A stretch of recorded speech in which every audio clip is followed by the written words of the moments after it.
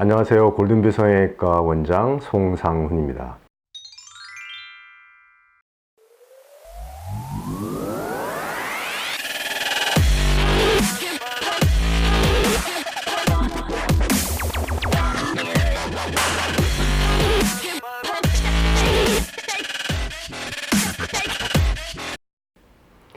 오늘은 여러분들이 많이 들으시고 관심 있는 인중 축소에 대해서 설명드리도록 하겠습니다. 최근 인상의 변화를 기대하는 분들이 중안면부의 길이를 줄이는 방법으로 인중 축소에 대한 큰 관심을 갖고 계시는데요.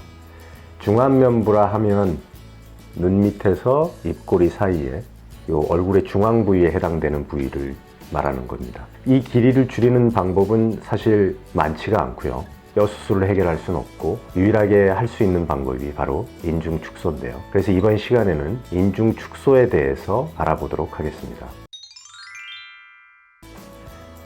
인중 축소 수술이란 인중의 길이를 줄여주는 수술입니다. 인중이 얼굴 비율에 비해서 많이 긴 경우에는 전체적으로 얼굴의 균형이 맞지 않아 실제보다 얼굴이 더 길어 보이거나 무기력해 보이거나 나이 들어 보이는 등의 부정적인 영향을 줄 수가 있습니다. 길어진 인중을 줄이게 되면 실제 나이보다 좀 어려 보이고 얼굴이 더 작아 보이면서 생기 있는 이미지로 바꿀 수 있어요.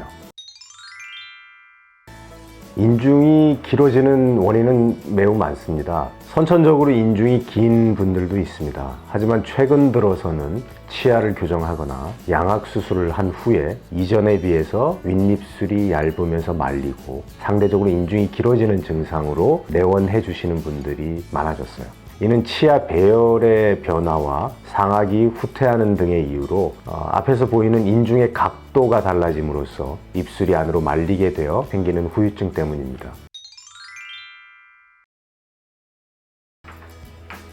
인중을 줄이는 양은 그렇게 중요하지 않습니다. 인중을 줄인 후의 모습이 그때의 인매가 사실 훨씬 중요한 것이죠. 많이 줄인다고 해서 반드시 예쁜 인매가 되는 것은 아니기 때문에 줄이는 양은 전체적인 형태를 고려해서 정해야 합니다. 특히 입술 라인의 인중 축소의 경우는 인중이 줄어든 만큼 입술이 커지기 때문에 입술 비율에 맞게 수술이 진행되어야 하며 입술이 원래부터 두꺼우면 상대적으로 인중 축소의 효과는 더 떨어지게 되는 것이죠. 코밑 전체 인중 축소의 경우는 보통 한 3mm에서 많게는 10mm까지도 줄일 수 있어요. 하지만 상악이나 치아 구조에 따라서 조금만 줄여도 치아나 잇몸 노출 현상이 발생할 수 있기 때문에 이 또한 충분히 수술하실 분과 상의한 다음에 그 수술이 진행되어야 합니다.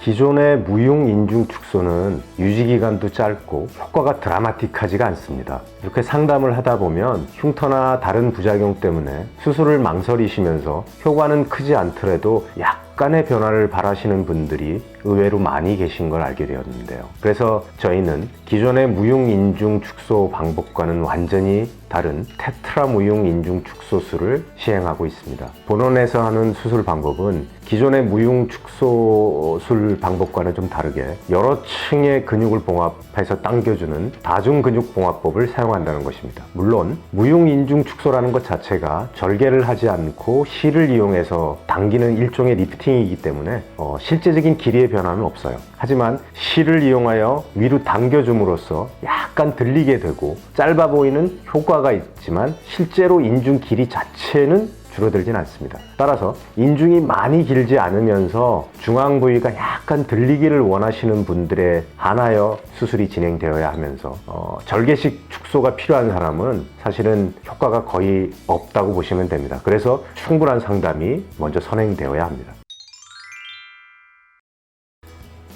인중 축소의 방법을 선택하는 것은 본인 인매에 어떤 방법이 가장 적합한 건지에 따라서 결정이 되어야 됩니다. 왜냐하면 인중 축소 방법에 따라서 결과가 완전히 다르기 때문이고 어떤 방법이 더 흉터가 더 남을 것인가라는 문제도 각자의 살성에 따라 다르기 때문에 흉터가 적게 남는다고 본인에게 맞지 않는 수술을 하면 안 됩니다.